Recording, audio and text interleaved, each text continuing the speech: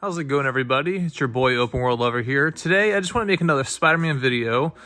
Today's video is going to be about Spider-Man 3. So I wanted to talk about some features I really wanted, mostly gameplay-wise and, of course, open world-wise. We already talked about the villains I wanted to see for the third game.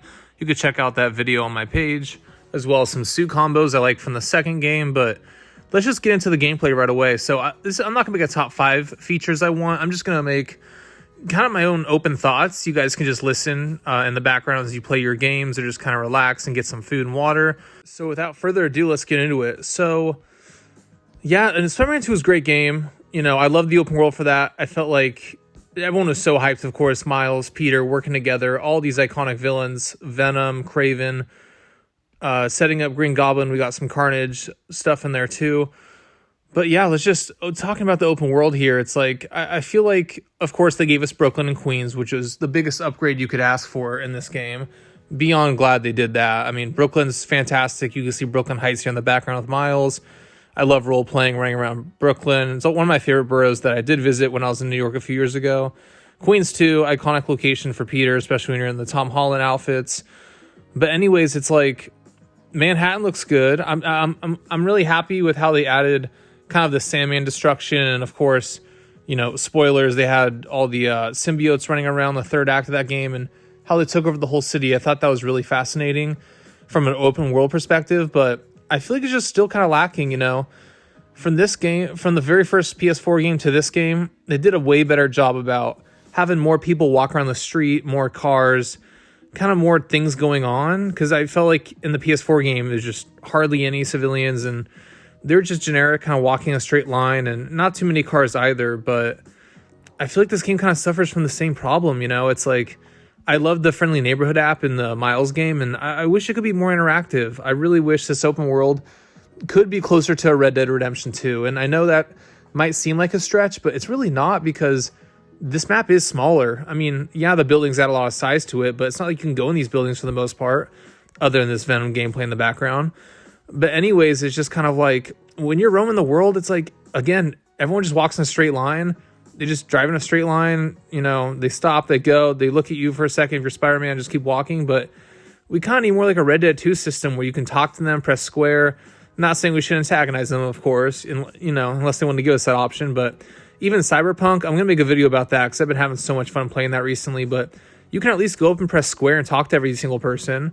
You know, maybe it's just a one-liner, but you can go up and interact with them, of course. And especially in that game too, it's like when you look around, every NPC is doing a completely different activity. Some are dancing, some are, you know, kind of drugged out, walking on the street. Some are driving, some are arguing with the police, some are spraying graffiti. So I feel like, especially for New York City, that's what it's like in real life. When you're walking around, there's so much random stuff going on, and for the most part, no one's paying attention to you, even if you are Spider-Man. Everyone's just so focused on what they're doing. They're doing pull-ups on the rafts. They're walking in and out of the delis. It's like, I feel like that would just make immersion so much better.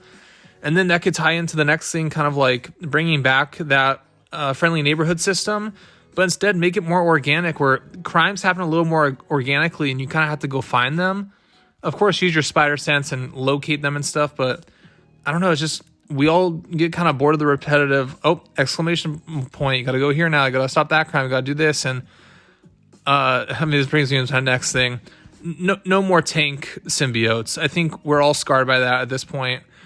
I posted some gameplay of it in one of my other Spider-Man videos, and I mean, bro, it takes 15 hits as Spider-Man to take these things down. And I'm not talking just like punches, I'm talking like gadgets, web abilities, using your takedowns too. It's like, I don't know, it's just, the crimes are way too repetitive in this game. So I really hope for the third game they kind of open it up more and make it a little bit better in that aspect. And speaking of opening it up, I don't hate the web swinging. I think it actually is really good, but the problem is it is too movie-like. It is too floaty.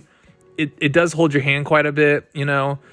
And I did turn off the swinging assist all the way to 0, but when you do that, it's like, again, the you could tell by the scale of the map and the way you're supposed to swing, and again, all the Andrew Garfield inspired swing animations, it's like those don't really work in a zero gravity sense where you're just hitting the ground, or excuse me, full gravity sense where you're just hitting the ground all the way, full momentum. It's like, at least in the older games like Spider-Man 2, Spider-Man 3, back on the PS3, it's like the buildings in New York, it felt super tall. It felt super vertical. It felt like you literally could die if you fell, which would happen.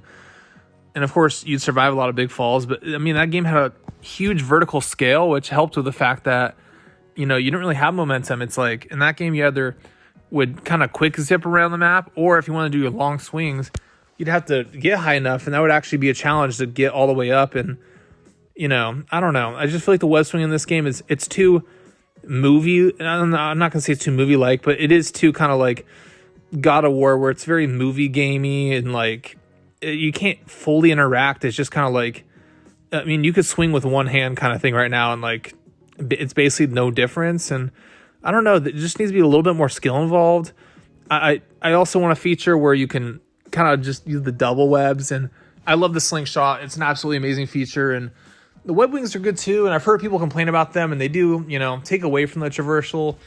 I think traversing with them, they should have a cooldown. You should be able to use it one time, and then it has a 20-second cooldown. And again, that's not crazy because you could swing around the map and do all these crazy things. And I feel like you should only need it if you're like, oh shoot, there's no buildings. Like get out of jail free card, and maybe it's unlimited time or whatnot. And I mean, I don't think a 10-second cooldown I think is completely fair.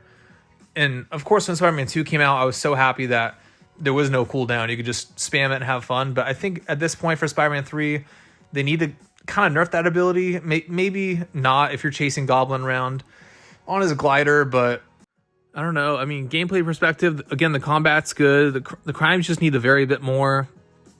To summarize what I've been saying, it's just like the web swinging is good. It really is. It's too designed for the kind of movie game aspect, which isn't a horrible thing, but I think we all want the freedom of feeling like Spider-Man and having the momentum. And at the end of the day, games like Red Dead, Cyberpunk, and GTA, they dominate because the NPCs around the map make it feel like a lived-in city. They make it feel like lived-in towns. So especially for New York City in Marvel, it's like, dude, you need people flooding the streets. You need the most random activities going on.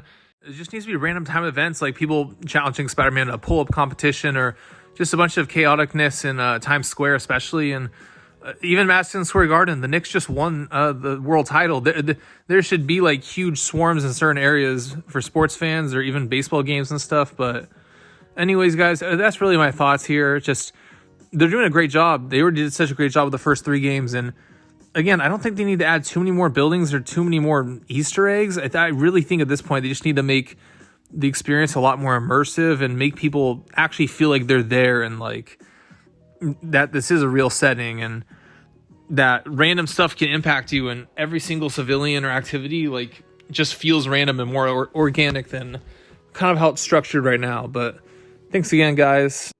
Like, subscribe if you enjoyed the video, and have a good day.